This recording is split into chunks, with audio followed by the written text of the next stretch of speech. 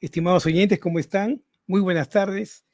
Nuevamente con ustedes el doctor Alberto Fernández, este día lunes 20 de marzo del 2023.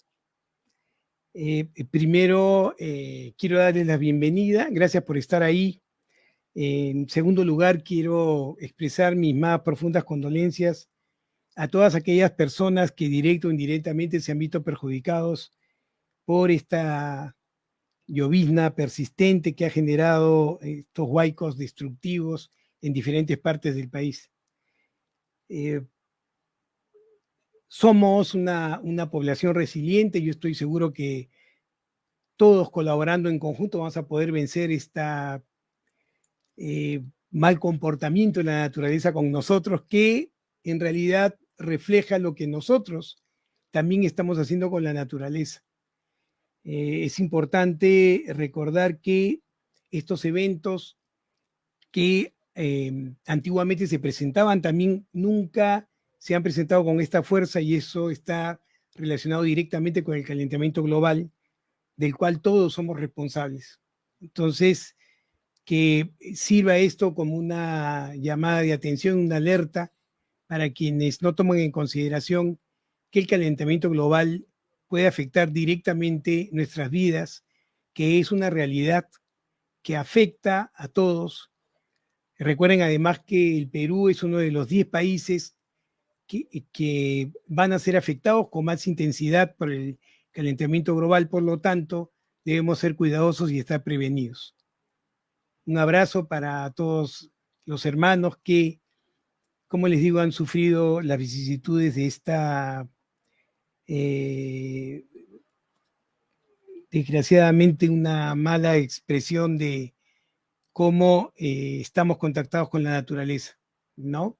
Nada es más poderoso que la naturaleza, y en ese sentido debemos respetar estas, estas expresiones de la naturaleza en una queja directa de cómo la estamos tratando. Muy bien, hoy vamos a tratar un tema sumamente interesante, está relacionado directamente con las neurociencias. Quise poner un título que fuera provocador, ¿no? Estimulación cerebral. La pregunta es si efectivamente hay formas de estimular el cerebro. Por supuesto que las hay.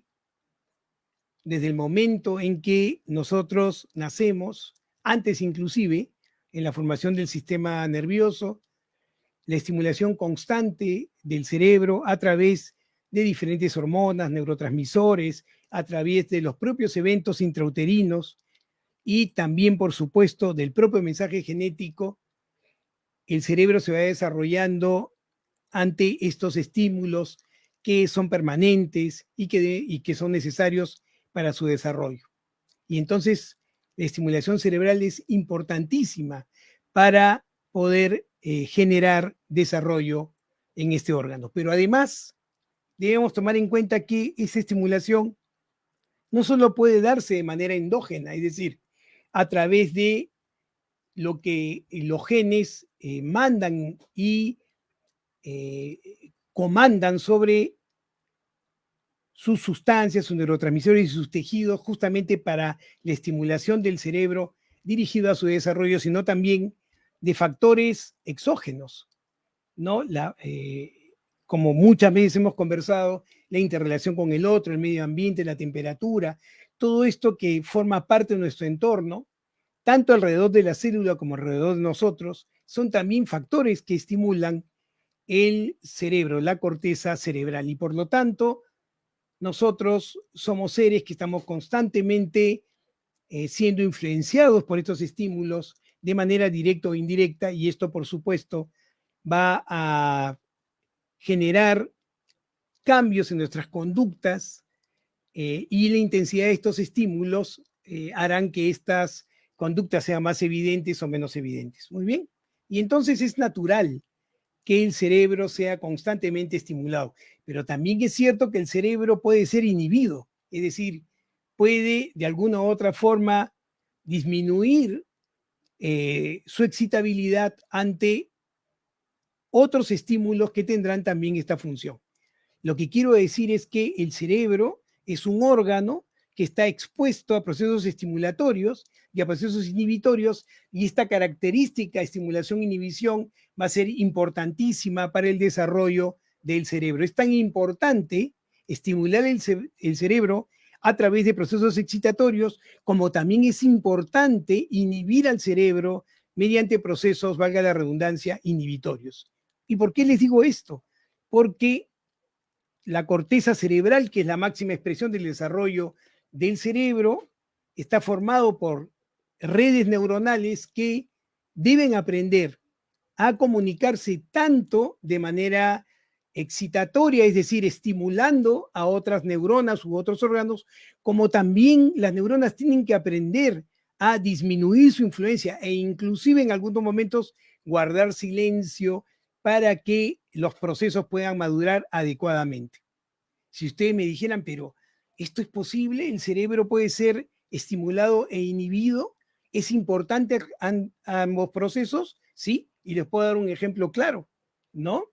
Si yo, por ejemplo, estoy corriendo hacia una dirección, eso está en relación a una coordinación motora que se hace en la corteza justamente que regula el movimiento, la corteza motora. Y esta corteza motora, para poder generar que corramos en un ritmo determinado, alternando los miembros superiores, para generar mayor impulso y alternando los miembros inferiores justamente para avanzar, para poder programar todo esto, debe alternar procesos excitatorios e inhibitorios. ¿Por qué? Porque todo esto es parte de una programación del movimiento. Y esta programación está justamente relacionada con estos procesos. Entonces, tan importante como estimular es también inhibir. Si yo, por ejemplo, planifico una conducta de 5 pasos para llegar a un objetivo, ¿no es cierto? Paso 1, 2, 3, 4, 5. Y en el momento en que estoy ejecutando ese proceso, me doy cuenta que el paso 3 es un paso erróneo, entonces tendré la capacidad para poderme inhibir de seguir ese paso para justamente poder corregir. Entonces, excitar como inhibir es importante. Y vean ustedes que los procesos excitatorios e inhibitorios del cerebro van a tener una proporción diferenciada según la edad, ¿no? Comprenderán entonces que en el recién nacido los procesos excitatorios serán prioritarios y entonces la conducta del niño tendrá una característica más bien excitatoria e irritable hacia afuera para que el cuidador lo pueda ver. Y entonces será importante que el sistema nervioso esté en constante proceso de excitación. Pero conforme el niño va creciendo, va adquiriendo procesos inhibitorios justamente para mejorar su comunicación, justamente para diferenciar sus mensajes y tener una mejor comunicación, valga la redundancia, con el cuidador. De tal forma que alrededor de los 3 años, los procesos inhibitorios más importantes del cerebro se instalan para que el niño comience a tener una mejor comunicación más allá del llanto, más allá de la irritación, sino más bien a través del desarrollo del lenguaje, a través del desarrollo de los gestos, del movimiento en consonancia con lo que sienten, con lo que piensan, con lo que desean. De tal forma que ya en la adultez, habiendo madurado estos procesos excitatorios e inhibitorios, y la combinación y compensación de estos procesos y la complementariedad de estos procesos van a permitir entonces construir conductas adecuadas en la adultez del ser humano. ¿Se dan cuenta? Entonces son importantes ambos procesos. Muy bien. Y entonces, así como hay un mensaje genético que comanda inicialmente el desarrollo del sistema a través de estos procesos excitatorios y posteriormente inhibitorios, como les decía, también procesos exógenos pueden entrar en consonancia con este desarrollo. Por ejemplo, cuando el niño nace, lo hemos conversado, el contacto con la madre, con el cuidador, va a generar una correspondencia de estimulación biounívoca entre la madre y el niño, y eso permitirá el desarrollo del ser humano del niño, el desarrollo de su cerebro, pero también va a producir cambios en el cerebro de la madre para poder tener receptividad a este proceso. Entonces, como ven, esto es constante y es biunívoco también con el medio ambiente. Los procesos de aprendizaje están en relación a eso, ¿no? Uno va aprendiendo en relación a que su sistema nervioso pueda sorprenderse a través de procesos excitatorios y también pueda todo lo aprendido memorizarlo a través de procesos excitatorios e inhibitorios. ¿Se dan cuenta? Entonces, constantemente estamos en este proceso. El sistema nervioso está en un balance excitatorio inhibitorio que se presenta tanto cuando uno está despierto como cuando uno está dormido. Cuando uno está dormido, por supuesto que también hay procesos excitatorios, también hay procesos inhibitorios que van a permitir que el sueño cumpla con funciones tan importantes como regular el funcionamiento de los órganos internos o poder memorizar todo aquello que se ha aprendido durante el día. Entonces el cerebro es maravilloso porque tiene esta capacidad de regular tanto aquellos procesos que le permiten experimentar nuevas situaciones, nuevos estímulos, como también del poder normar procesos inhibitorios que le permitan controlar y expresar estos mismos aprendizajes. Muy bien. Entonces la pregunta sería, ¿cómo lo hace? ¿Cómo es que el sistema nervioso, cómo es que la corteza cerebral puede tener esta capacidad? Y vean ustedes, se basa en un principio básico del funcionamiento de la neurona, que es justamente la célula que representa la unidad funcional del cerebro, ¿no es cierto? La neurona es una célula que tiene una característica que no tiene ninguna otra célula. La neurona es una célula altamente metabólica, funciona fundamentalmente a través de un metabolismo aerobio, es decir, vive de la glucosa y el oxígeno que constantemente el torrente sanguíneo le está proporcionando, y no tiene capacidad para almacenar energía. Por lo tanto, dependerá de este flujo sanguíneo para poder trabajar. ¿Qué les parece? Y además no puede almacenar energía. Y ustedes me dirán, pero ¿por qué no puede almacenar energía? No es importante que la neurona, que es la célula más importante del organismo, tenga capacidad para almacenar energía, No, no puede. ¿Por qué? Porque todo lo que está dentro de ella está invertido, ¿saben para qué? Para comunicarse. La neurona es una célula que tiene como misión fundamental comunicar. Entonces, la neurona es una célula que recibe información y es una célula que analiza la información y posteriormente responde a esa información.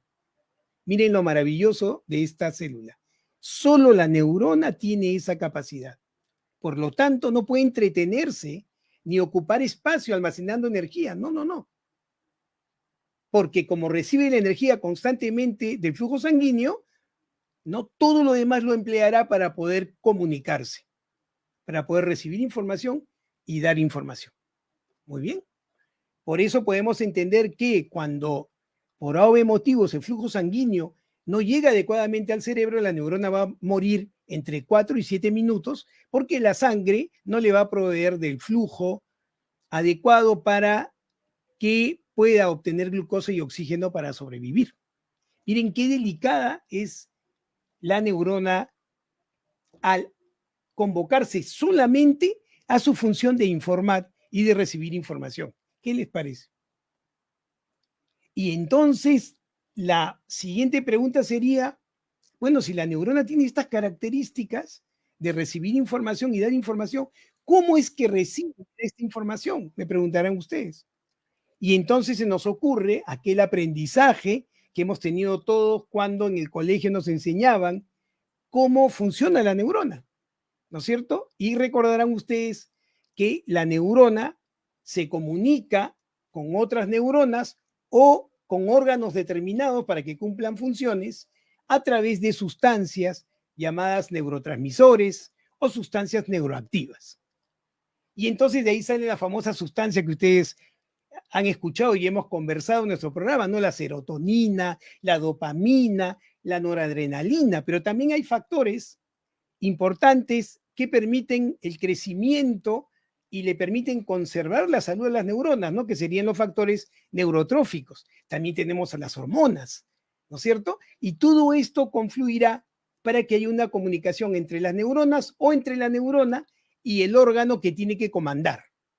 ¿Estamos de acuerdo? Entonces, todos tenemos claro, mapeado, que la neurona para poder funcionar tiene que liberar un neurotransmisor, pero también tiene que tener receptores para recibir neurotransmisores de otras neuronas y recibir sustancias de otras partes del cuerpo para poder así tener una información correcta, poder analizar y después responder a esa información. Creo que todos estamos conectados en eso, todos hemos recibido ese tipo de información.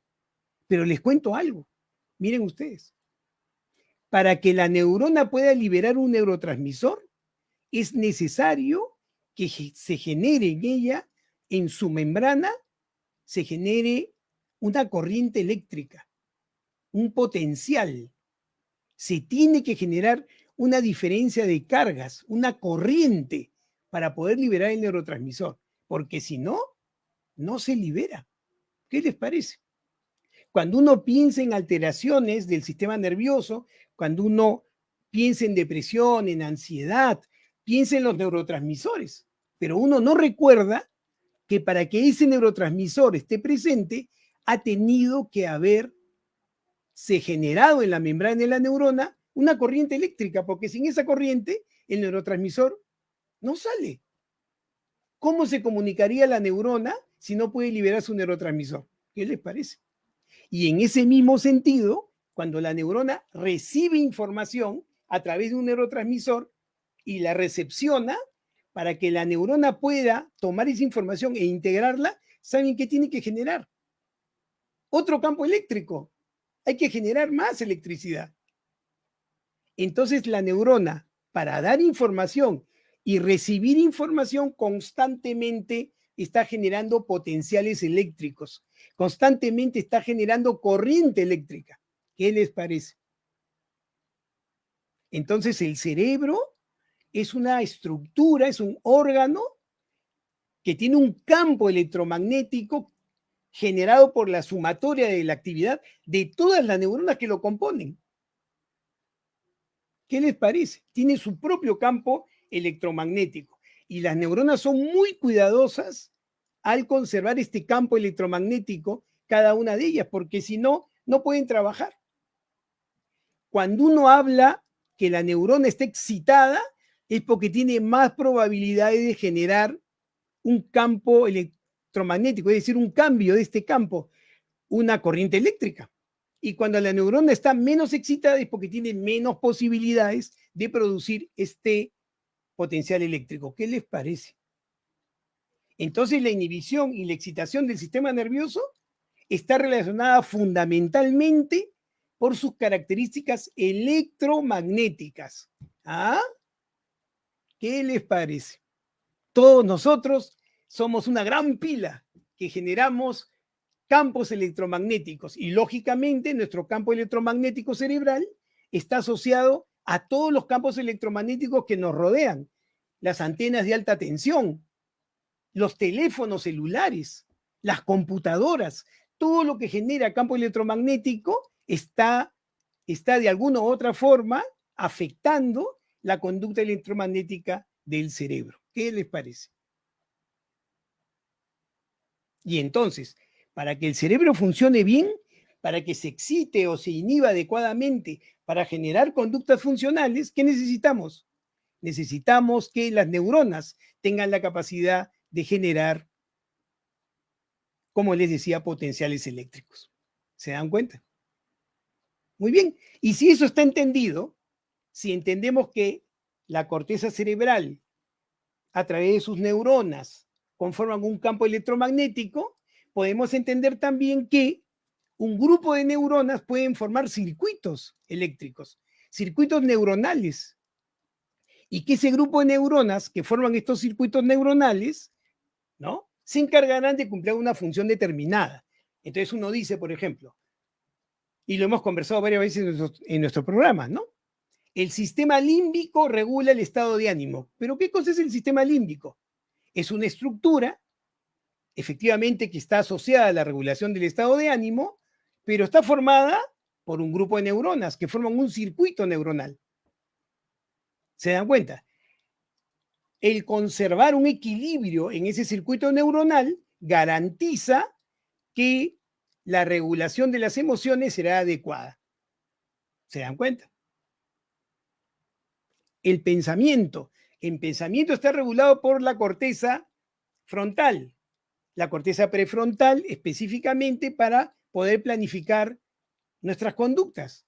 Y lógicamente, la corteza prefrontal está formada por un grupo de neuronas, una red neuronal, que generando campos electromagnéticos adecuados, ¿no? Hará que nosotros expresemos nuestros pensamientos y nuestras acciones de manera adecuada. ¿Qué les parece? Miren cómo dependemos de los campos electromagnéticos. Muy bien.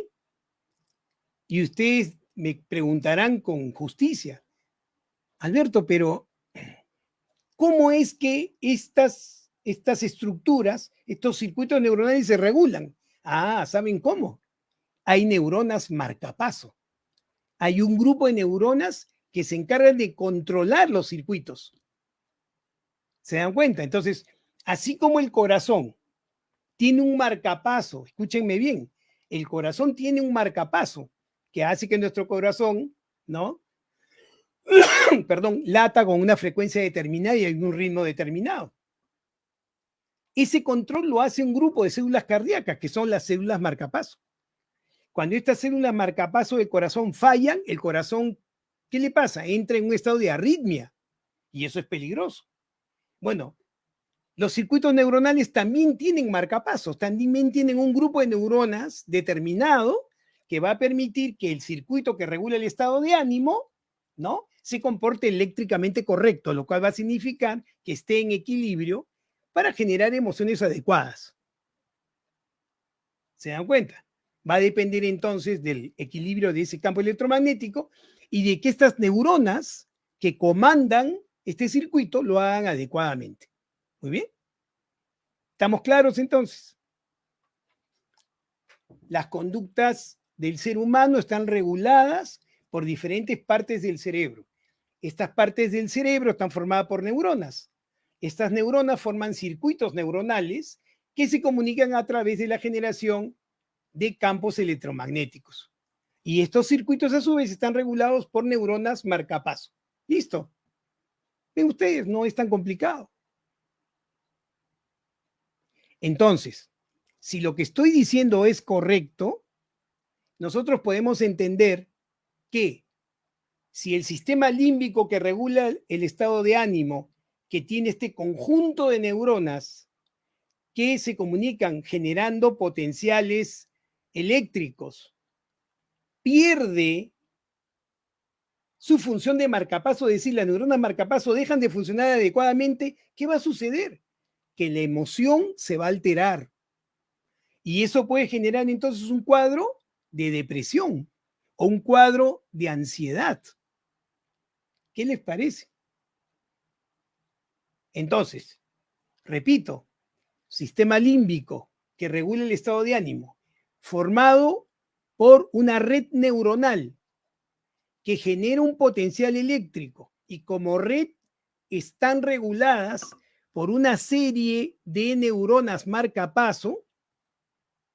Si por alguna situación estas neuronas marcapaso pierden su función, entonces el circuito neuronal se altera, hay un cortocircuito literal y entonces la regulación del ánimo se va a alterar. Consecuencia, depresión, trastorno bipolar, distimia, ciclotimia, etcétera, etcétera, etcétera. Todos aquellos trastornos del estado de ánimo que hemos ido conversando en nuestro programa. ¿Qué les parece?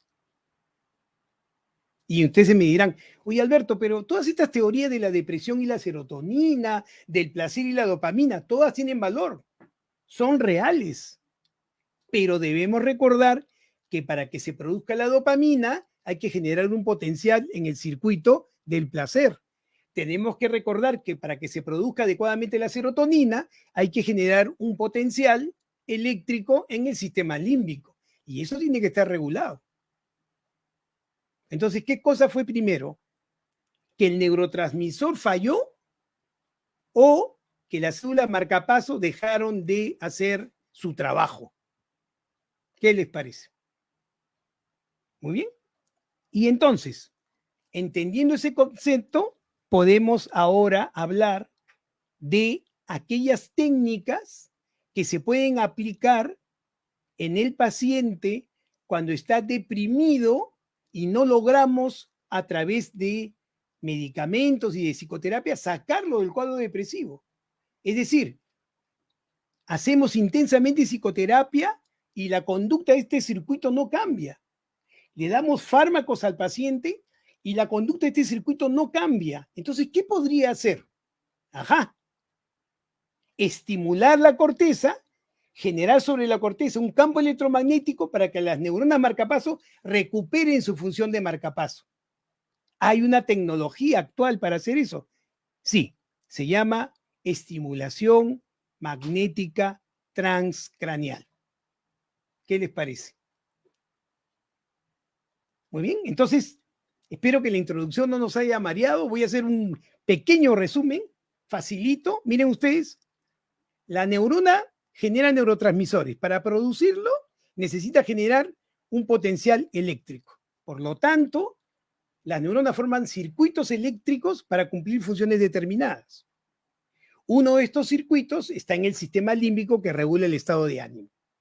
Lo que se ha encontrado es que en los pacientes con depresión, este circuito altera su funcionamiento porque las neuronas marcapaso pierden su función de marcapaso, pierden su condición eléctrica para comandar este sistema. Y entonces la expresión de la falla es depresión, ansiedad, trastorno bipolar, etc. ¿Estamos de acuerdo? Entonces, al ver esta circunstancia, el paciente va al facultativo y el facultativo le dice, anda a terapia, porque la terapia es un estímulo externo importante para poder modificar esos potenciales, pero no es suficiente. Y entonces medico al paciente para manejar ¿qué? Los neurotransmisores, le doy fármacos que mejoren la serotonina, la presencia de la dopamina, pero tampoco funciona. Y entonces, ¿qué debo hacer? Ir por un camino diferente. Y ese camino diferente será estimular a través de un campo electromagnético este sistema límbico para que las neuronas marcapaso recuperen su acción. ¿Cómo se llama ese procedimiento? Estimulación magnética transcranial. ¿Qué les parece? Entonces, ¿qué cosa es la estimulación magnética transcranial? La estimulación magnética transcranial es un procedimiento no invasivo que utiliza campos electromagnéticos para estimular las células nerviosas en el cerebro con el fin de mejorar los síntomas de la depresión. ¿Qué les parece? Entonces, la estimulación magnética suele emplearse cuando los demás tratamientos para la depresión, psicoterapéuticos, farmacológicos, han fallado y el paciente sigue deprimido. Entonces ahí yo pienso, ajá, hagámosle una estimulación magnética transcranial. Cuidado, no confundir la estimulación magnética transcranial con el tratamiento electroconvulsivo o electroshock. Si bien es cierto, el principio es el mismo, es un proceso absolutamente diferente.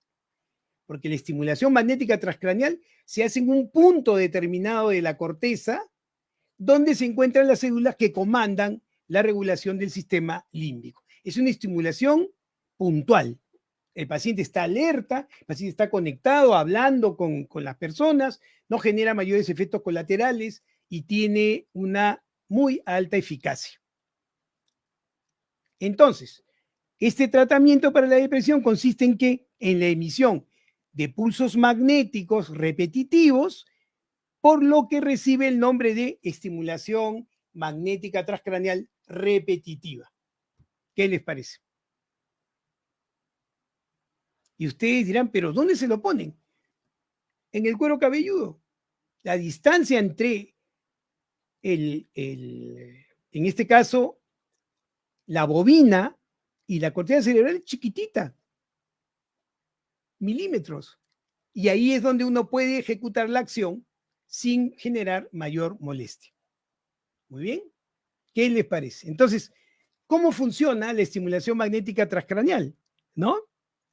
lo que se hace es, durante una sesión de la estimulación magnética transcraneal, se coloca una bobina electromagnética sobre el cuero cabelludo, como les decía, ¿no? Cercano a la frente. ¿Qué les parece? Cercano a la frente. Muy bien. Este electroimán sobre el cuero cabelludo, cerca de la frente, produce pulsos magnéticos sin causar dolor, que estimulan entonces las células nerviosas que están en esta región del cerebro, que controla el estado de ánimo y de tal forma podría mejorar los síntomas de la depresión. Se cree justamente que esta bobina puesta en la corteza, puesta en el cuero cabelludo para estimular la corteza, perdón, ¿no es cierto?, de una actividad que va a poder mejorar la depresión. De hecho, tiene una eficacia alrededor del 70% en aquellos pacientes que tienen depresiones que no van a responder a las intervenciones usuales. Entonces, este es más o menos el mecanismo y cómo funcionaría. Es verdad que existen diferentes protocolos para aplicar la estimulación, pero cual sea el que se use, ¿no? Como les digo, tiene una eficacia importante. ¿Estamos de acuerdo hasta ahí? Entonces, ¿cuáles son los riesgos de hacer una estimulación magnética transcraneal? ¿No? En realidad, los riesgos son pocos porque es una forma no invasiva, ¿no?, de estimular la corteza, a diferencia de otros procedimientos, y en general lo que podría producir, que es infrecuente, es dolor de cabeza en el momento de la aplicación, que eso se puede regular según la potencia del campo electromagnético. Puede generar un poco de incomodidad en el cuero cabelludo, ¿no?, que es sobre el cual va a incidir primariamente la estimulación electromagnética. En algunos pacientes puede haber un poco de aturdimiento que se va con el proceso, ¿no? Y, como les digo, todo esto en relación a la posibilidad de que el facultativo pueda regular la potencia de la estimulación para disminuir las molestias. Otros efectos secundarios que son absolutamente infrecuentes es que el paciente pueda presentar convulsiones. Por eso, cuando se hace la historia clínica, ¿no es cierto?, para poder proceder a usar este mecanismo terapéutico, ¿no?, hay que preguntarle al paciente si tiene antecedentes de epilepsia o si él es un paciente epiléptico. También puede ser tan potente la estimulación magnética transcraneal que si un paciente es bipolar y está en depresión, puede llevarlo al otro polo, a manía. Por eso hay que tener cuidado en la observación de cómo el paciente va respondiendo a este tratamiento, ¿no? Y entonces, estos son fundamentalmente las cosas que podrían generarse, como les digo, pero son sumamente infrecuentes, ¿no? ¿Cómo es que el médico prepara al paciente para una estimulación magnética transcraneal? Obviamente hay que hacer una historia clínica que defina la condición del paciente, es decir, que el paciente sea, pues, efectivamente un paciente con depresión, que no responde al tratamiento farmacológico, combinado con el tratamiento psicoterapéutico, es decir, que el paciente tenga una depresión resistente. Luego de establecido el diagnóstico, ¿no es cierto?, si es necesario, se le manda al paciente algunas pruebas de laboratorio, según lo que el paciente nos cuente en relación a su salud general, y entonces ya el paciente estará listo para hacerse la estimulación magnética transcraneal. ¿Qué es importante que el paciente informe al médico para evitar cualquier riesgo? Primero, si es mujer, si está embarazada o no, porque hay que explicarle a la mujer embarazada, ¿no?, cuáles son las características del tratamiento, ¿no? Pero lo más importante es que ustedes le informen al médico, aunque el médico se lo va a preguntar de todas maneras si es una persona que aplica este tratamiento, la presencia de algún implante metálico en su cuerpo, sobre todo implantes con fines terapéuticos. Por ejemplo, un marcapaso, por ejemplo, espirales o pinzas para los aneurismas, por ejemplo, stents, ¿no es cierto? Por ejemplo, otros estimuladores implantados, dispositivos eléctricos como marcapasos o bombas para que se produzca el pulso de medicación, fragmentos de bala o cualquier otro dispositivo que tenga un contexto o sea hecho de un material metálico, ¿no es cierto? No es una contraindicación absoluta, pero eso se tiene que evaluar, ¿no? Para ver si el elemento metálico no podría no ser importante, pero usualmente la recomendación es no usarlo en pacientes que tengan este tipo de implante. ¿Estamos de acuerdo? Como les decía, la estimulación es repetitiva, no requiere anestesia y se puede realizar de manera ambulatoria. Usualmente se hace en el consultorio del médico. No necesita hacer ningún arreglo en especial. Usted llega a hacerse la estimulación, se sienta, se le aplica y como llegó, se va usted a trabajar a su casa sin ningún problema. Por lo tanto, se puede poner a cualquier hora en realidad. Y son, como les decía, aplicaciones que no exceden los 40 minutos en los protocolos más tradicionales. Entonces, cuando ustedes van a su primer tratamiento, ¿ya? Lo que va a hacer el médico, luego de haber hecho la historia clínica, por supuesto, y haber eliminado todos los riesgos, ¿no? Lo va a llevar a la sala de tratamiento y le va a pedir que se siente en un sillón.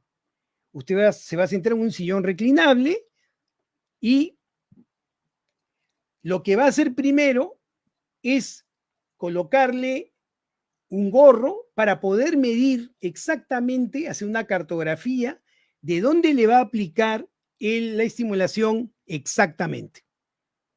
Luego de que se ha logrado esto, lo que va a hacer el médico es ubicar el umbral eléctrico de sus neuronas motoras. Entonces, va a hacer aplicaciones sobre la zona motora hasta que usted pueda, sin su voluntad, por supuesto, mover algún dedo de la mano que le indique al médico que justamente la aplicación que está haciendo sobre la zona motora está generando el movimiento del dedo y eso nos permitirá saber que estamos justamente en el potencial correcto con el cual debemos iniciar el procedimiento. Muy bien.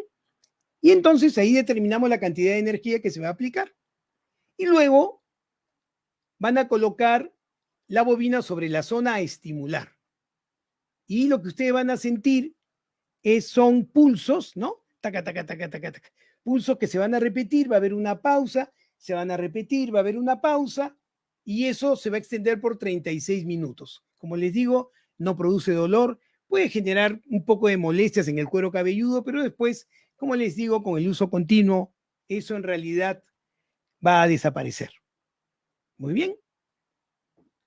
Determinado entonces todo el proceso, en su primera consulta, ya las otras citas, ¿no? Se darán sin mayor dificultad y en menor tiempo. De tal forma que se recomienda que para tener un efecto terapéutico se aplique en el paciente entre 20 a 30 sesiones. Y estas sesiones, en lo posible, tienen que ser diarias, ¿no? Estimulaciones diarias de aproximadamente 40 minutos, ¿no es cierto? Hasta completar las 20 sesiones o 30 sesiones, según lo que haya determinado el especialista. Como les digo, ustedes van, se aplican, regresan al trabajo, no hay ninguna dificultad para hacer este tratamiento de manera ambulatoria, ¿no? Inclusive nosotros acompañamos siempre al paciente, una terapeuta para que esté con el paciente, ¿no? Por si pudiera presentar alguna molestia, pero esto, como les digo, es sumamente infrecuente. En el momento que el paciente se está aplicando el tratamiento, puede leer, puede ver su tablet, no hay ningún problema. Puede ver su celular, ¿no? Obviamente sobre su abdomen o sobre los muslos, ¿no? Puede ver sus pantallas sin mayor problema, conversar con un familiar puede estar presente en el procedimiento, no hay ningún problema, porque como les digo, no genera mayor dificultad, ¿ya? Entonces, una vez que ustedes finalizan el tratamiento, la recomendación, por si acaso, no es retirar la medicación que el paciente estaba tomando. En la estimulación magnética coadyuva al tratamiento farmacológico. No es que se retiran los fármacos para ponerle estimulación. No es que la estimulación reemplaza los fármacos. No. Es que la estimulación lo que va a hacer es solucionar esa refractariedad que tiene el paciente en relación a su respuesta con respecto a los fármacos. ¿Se dan cuenta? Es un tratamiento coadyuvante para sacarlo de los síntomas, para sacarlo de esa refractariedad. ¿Estamos de acuerdo? Hay protocolos que recomiendan que el paciente haga el tratamiento completo. Algunos recomiendan reforzadores en un tiempo determinado. Otros recomiendan esperar, si es que la sintomatología regresara, para volver a estimular al paciente, si es que claramente ha tenido una respuesta. Y así tienen un elemento importante terapéutico para estos procesos. ¿Estamos de acuerdo? Este es un procedimiento que está aprobado por la FDA, ¿no? Se hace constantemente. De hecho, en Estados Unidos está cubierto por los seguros de estimulación magnética transcraneal porque es un tratamiento que ha probado justamente eficacia en estos procesos, pero hoy se sabe también que puede funcionar en otras situaciones. Por ejemplo, ha mostrado eficacia en el dolor crónico neuropático. Es decir, ha mostrado eficacia real, así como en depresión, en dolores crónicos, ¿no? También en la recuperación del movimiento, ¿no? En etapas agudas después de un accidente cerebrovascular. También ha mostrado eficacia en la fibromialgia, en la enfermedad de Parkinson, en el trastorno de estrés postraumático, en las dificultades para hablar después de un accidente cerebrovascular y en los trastornos de ansiedad, ¿no? Pero estos procedimientos aún no han sido aprobados, ¿no? Con la misma contundencia que para la depresión refractaria, que es para lo que más se usa en este momento, ¿no? Entonces, la estimulación magnética transcraneal es una forma no invasiva de estimular la corteza cerebral a través de un campo electromagnético con la intención de que las células marcapaso que regulan el estado de ánimo puedan recuperar su función de marcapaso y así aliviar los síntomas en los pacientes con depresión que no responden al tratamiento farmacológico o psicoterapéutico. Muy bien. Entonces, como ven, es un elemento importante, ¿no? Los invito a conocer este procedimiento. Si tienen ustedes familiares, amigos que tienen estas depresiones que no responden a nada, y ahora que ustedes tienen conocimiento, pueden informarles que existe esta intervención no invasiva que los puede ayudar y que no genera mayores dificultades. Muy bien. Vamos, ya saben ustedes, nos pueden llamar para cualquier pregunta al 012-6161, que es, por supuesto, 512-6161, ¿no? Que es nuestro teléfono de Radio Filarmonía, o a través del Facebook, que voy a empezar a contestar, porque siempre los dejo ahí en pendiente, siempre me reclaman que no contesto el Facebook, pero no, y ahora voy a hacer eso porque ya mucho reclamo ya. Y la verdad es que a veces no lo tomo en cuenta porque la tecnología no es mi fuerte. A ver, vamos a refrescar un poquito para poder ver a quienes se han conectado con nosotros, ¿no? Está Miriam, gracias por estar ahí, ¿no? También está Jan con nosotros. Hola, Jan, ¿cómo estás? ¿No? Pilarcita, siempre acompañándonos. Nos hace una pregunta, Pilar. Si un paciente ludópata se puede tratar con este tratamiento. Bueno, la estimulación magnética transcraneal tiene trabajos de investigación en pacientes fármacodependientes, sea dependientes a sustancias o también dependientes al juego, como la ludopatía. Pero lo que se ha visto no es tan contundente como para recomendarlo si es que este tratamiento no está combinado con un tratamiento de psicoterapéutico individual y en algunos casos de psicofármacos, ¿no? Entonces, solo todavía creo que no estamos en posición para decir que pueda funcionar.